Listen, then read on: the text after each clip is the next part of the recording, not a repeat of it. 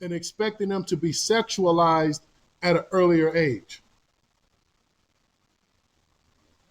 We have an expectation that boys are supposed to be sexually active, that boys are supposed to want sex.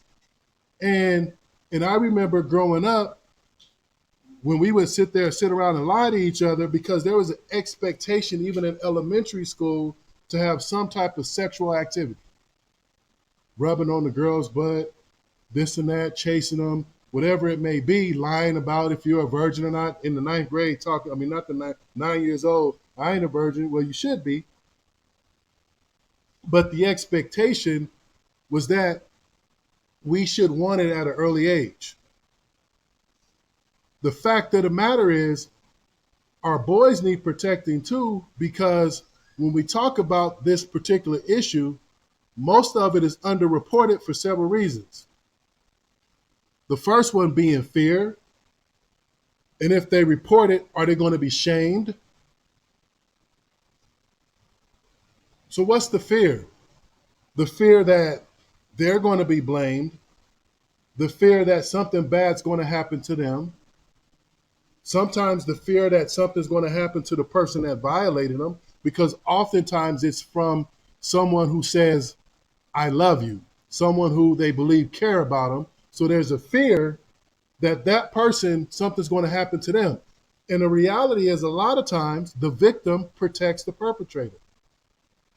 Why does that happen? That's another show in and of itself. So it also goes underreported because, like I said, we either blame ourselves, but also protecting the family. What do I mean by that? Well, if it's my job to protect the family, and I know if I report this, the entire family is going to fall apart.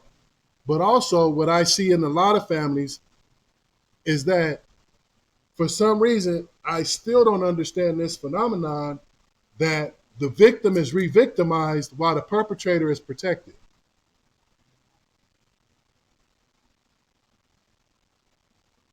Here's another interesting fact.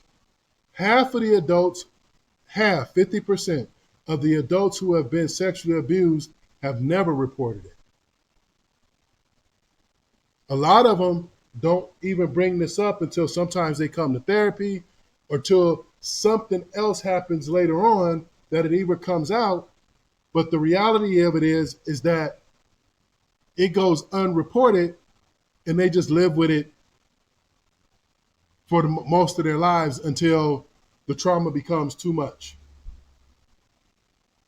which is unfortunate because this is trauma that is being passed down directly and indirectly, because in our community, we often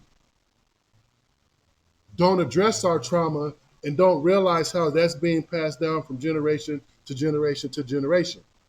The reality is that we have to protect our boys not only mentally and physically and emotionally, we also have to protect them because we have too many emotionally illiterate, emotionally ill-equipped men out there having children that aren't emotionally prepared. And a lot of times it's because they've been traumatized and violated in childhood.